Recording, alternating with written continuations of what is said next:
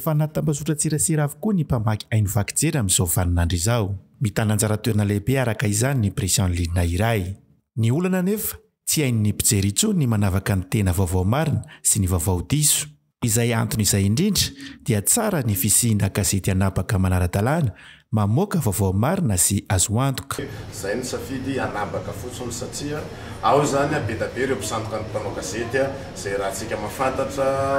salovana ny asantsika ka lasa miteraka olana ho atsika tena mpisihatra amin'ny asa le izy satria lasa ohatrany hoe mitsika indray zany no manamarina ny reny vaovao diso reny ka lasa misy indraindray lasa derapazy zay ataon'ny mpanao gazety zay itsona ihany koa zany ny fitondram-panjakana hijery ayanavaka ny tena mpanao gazety manao ny asany ampanajana sy ireo misandoka ny asantsika. Enjana ny fifaninanana ao anatin'ny sehatry ny pression en ligne no izy malalaka sy mivelatra ho an'ny sehatra rehetra ny teknôlôjia mikasika azy. Fifaninanana ao anatin'ny tsilo maro lafo maro satria dia laza indroy taona teo dia ao anatin'ny fivoaran'ny teknôlôjia tsika zao fivoaran'ny teknôlôjia azakazaka zany ny famoahana zany atao hoe vaovao an-gazety zany voalohany azakazaka koa zao ao anatin'ny fifaninanana satria efa maro efa maro zany zao ny gazety no manao an'ity anabaka ity efa mbola tsy ampy misokatra io fifaninanana io rehefa ao anatiny dia maro ny tsindrilena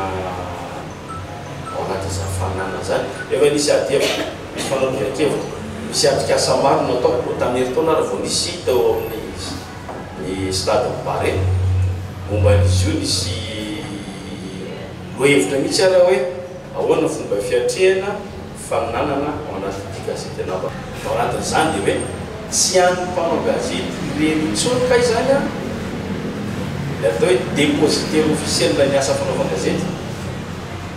fotsiny zany itsika mpanao gazety rehefa manao gazety anabaka indrindrina dia itsika fofehan'ny lalàna izay le lalàna vaovao 2026 isika zany manana andraikitra ngezabe ao anatin'ny famoahana gazety eo fa ny hafa kosa raha manao famoahana gazety any anatin'ny abaka tambazotra serasera tambazotra sosialy izareo tsy lalàna fa lalàna hafa ny aza manindry azy zay le mbola ao anatin'ny lay mbola